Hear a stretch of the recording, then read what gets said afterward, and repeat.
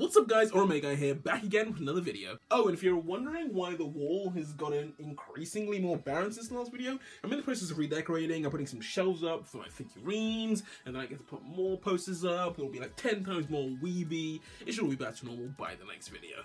But hey, I bet you're glad this video isn't related to Twitch in any way, right?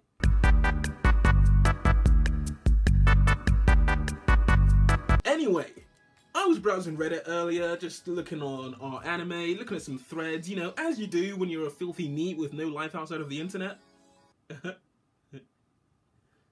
And I happened to come across this quite interesting thread. It was basically a thread where people were writing down what lessons anime had taught them. And that got me thinking. God, I'm never gonna get tired of that. Over the 5 or so years that I've been seriously watching anime, what lessons has this glorious medium taught me? Well, today, I'm gonna tell you. Roll the intro!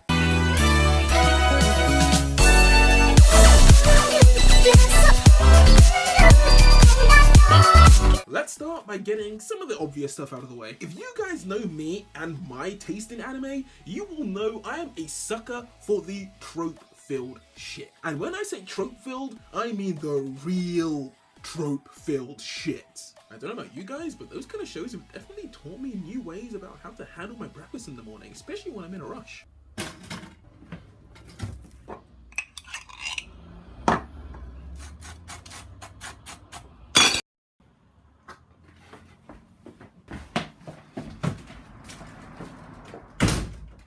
Now I no longer need to skip breakfast in the morning, which is pretty dope. I mean, sometimes depending on how late I am, I have like jam on my clothes, but that's beside the point.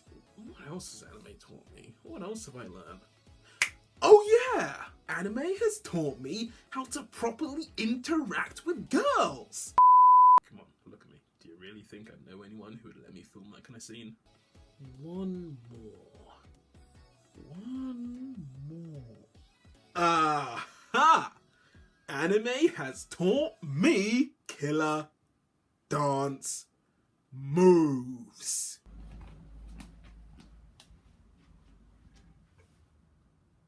Music. 言葉になる直変換ミスのため息と一緒に飲み込んだらほろ苦い景色に届った揺れる景色く通り過ぎる風に吹かれない圧政なんてぶっ飛ばして素直になってほれほれ人生赤バナナファイヤードラムの叫び出した夜全部体の芯からいっちゃいまだけどなんだか気まぐれモードになり僕は君の翼になれる勇気があるの Oh, I'm so fucking unfit. Okay, let's move on to some actual content so that this video begins to make sense in some shape or form. Now, I've watched a fair amount of anime, a decent amount, and with that comes a wide variety of genres. Different genres of shows are going to impart different lessons, so I probably should outline the kind of genres that I've watched. Let's see here. Adventure, shonen, fantasy. Yeah, I've watched a lot of those. What else do I watch? I watch a lot of adventure, a lot of shonen, a lot of fantasy. Yeah, that's definitely a lot of what I watch. Adventure, shonen, fantasy. Adventure, shonen, fantasy. Adventure, shonen, fantasy. That one's an adventure. That one's shonen. That one's fantasy. Did I mention adventure? I'm pretty sure I mentioned shonen, but in case I didn't, I watched a lot of shonen. Oh, fantasy too, yeah, I watched fantasy too. Fantasy, that's a lot of fantasy. I think I said fantasy. Shonen, adventure. Okay, enough jokes. Time for some serious content. The shows which I've just listed and the genres which fall under them usually have some of the best lessons hidden under the surface. Or maybe they're just really clear to see, since most of the shows I watch are meant for people half my age. Anyway, despite all the flack all of those kinds of shows get from the community, and the flack that anime gets in general, being associated for a serial killer's actions, seriously, people are still blaming video games and anime for people's violent actions in 2017? Come on guys. It is a medium which I believe is unrivaled when it comes to imparting lessons onto its viewer base, and I am no such exception. Also, this is probably a better time to say than any that for the shows that I'm going to be describing, there will be some spoilers, so spoiler warning. Let's start with this one, Sakura-so no Petto na Kanajo, or The Pet Girl of Sakura Hall for you low-tier weebs out there, is one of my top 10 shows, and for a good reason. Quick side note, you can check out the rest of my top 10 anime right here. Ding ding ding ding ding ding ding. This video. Click. Click. Click click.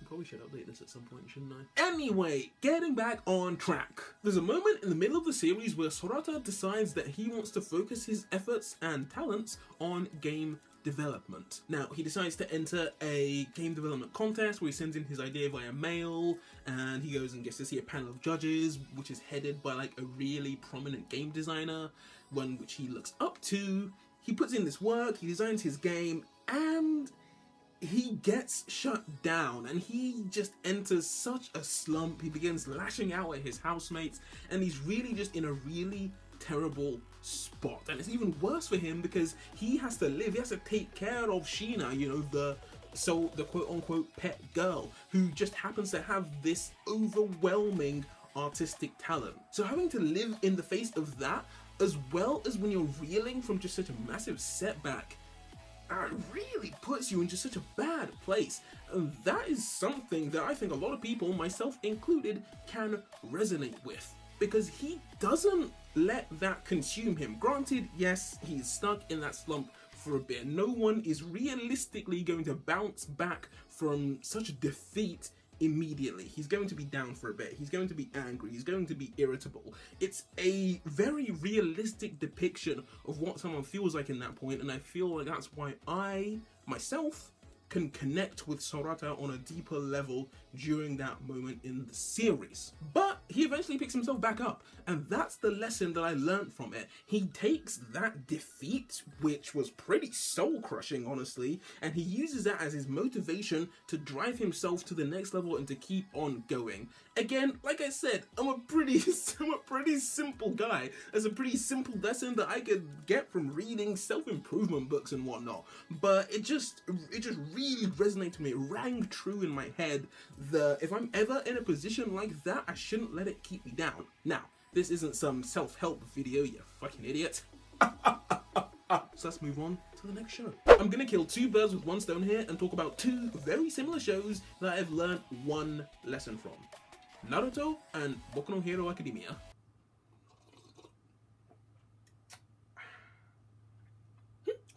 Don't mind me. I'm just waiting for the comments making Boku no Pico jokes and hopping on me for saying Boku no Hero Academia instead of My Hero Academia. It's okay, it's okay. Take your time. Comment section's just down there if you're lost. It's alright, I can wait.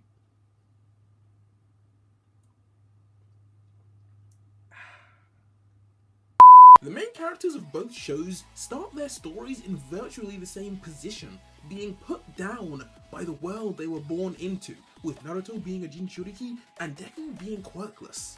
But no matter what life threw at them, they both managed to achieve their lifelong goals. Naruto eventually became the Hokage, and Deku eventually became the #1 hero. So obviously it's not just the shows in general which magically impart these lessons onto me. There are certain moments in the show, certain trials that the characters have to overcome, and those are what really get to me. In the case of Naruto, I think for me, it would have to be Neji v Naruto in the Chunin exams. After Neji was just spinning that tale about how the branch family was treated by the main family and how everyone is a slave to their destiny and no one can overcome it no matter how hard they try, and Naruto quite literally uppercuts that shit.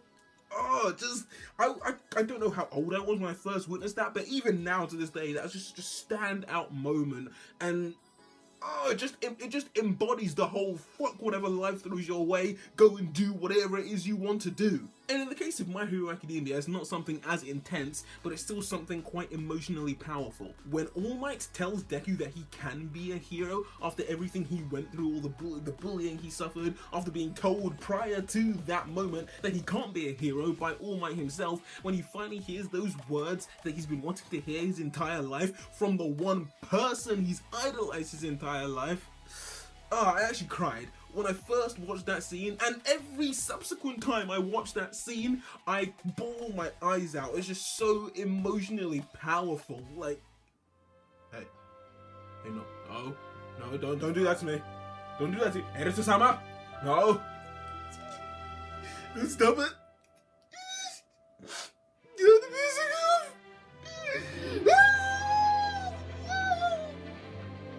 Now, don't misunderstand me. I understand that both of their roads were fraught with hardships and difficulties and all sorts of shit that the universe threw at them. But is it just me, or does that just make the fact that they managed to achieve their lifelong goals just that much better? Like, god damn it, if that shit is inspiring, I don't know what is. Like, god damn it, if there's something that you want to do, no matter what the universe throws your way, you go and get it fucking done. I understand it's a pretty simple way of thinking, but that's the shit which gets my blood pumping! Like I said, I'm a pretty simple guy. I don't want to go through my entire anime list, so I think as a way to finish this video off, it'll be pretty fitting if we address the elephant in the room. You know, I think that'll be a pretty good way to go about it. If you can catch what I was alluding to. Current motherfucking like, no joke, if hype moments in Naruto and BNHA get my blood pumping, then just Gurren Lagann as a whole turns every drop of blood in my body to concentrated hype. Like, I can't even just begin to get over how much I appreciate the show and everything it's taught me and everything it's done for my life. Hands down, TTGL is and forever will be the best coming of age story I have ever had the pleasure of laying my eyeballs on. Shimon's transition from, quite frankly, a bitch-ass to the manliest man in all fucking existence is just so awe-inspiring and... my throat. Okay, let me calm down and get some actual points out before this turns into a Gurren Lagann appreciation video. I think it's a pretty safe assumption to say that no one starts out their life sure of what they want to do and how they want to go about it.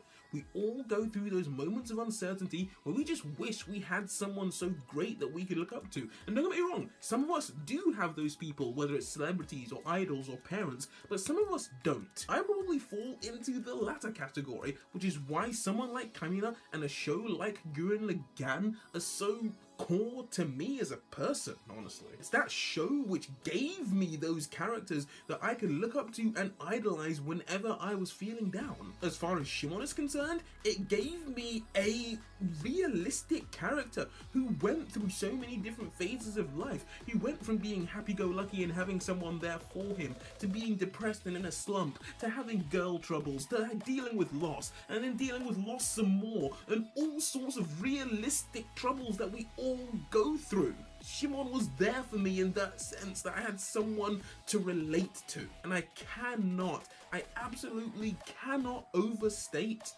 just how important that is. But then because the show is Gurren Lagann, he doesn't care how much loss he deals with, he fucking overcomes all of it. And, if you couldn't already tell, I really fucking like Gurren Lagann. Okay, let me wrap this up. At least for this subsection, I guess a TLDR would be that TTGL is my quintessential anime. It's everything I want and more, and just as a show, it's, in fact, you know, scratch that, it's not just a show to me. It's taught me so much, and I'm pretty sure even if I go back and rewatch it, it will probably teach me even more. It's just that kind of pillar to my life. I only decided to cover a few standout shows in this video, but that is nowhere near the amount of lessons that I have learned from all of the anime that I have watched. I'm sure if I looked hard enough, I could find a lesson that I've learned from every single show that I've watched. And I mean really, really hard. But who knows? maybe I will do a follow-up to this video at one point. If that is the kind of thing that you would like to see, make sure you hit that like button down below so I know that there is at least some kind of interest for videos like this. And with that being said, thank you very much for watching this video. If you made it this far, you have my utmost gratitude. If you enjoyed the video, don't forget to like, comment, and subscribe. Share the video around Facebook, Twitter, Reddit, everywhere you can possibly think. Those actions help me out more than you could imagine. Enjoy your day or night, and I will see you guys in the next video. Catch you guys in the next one.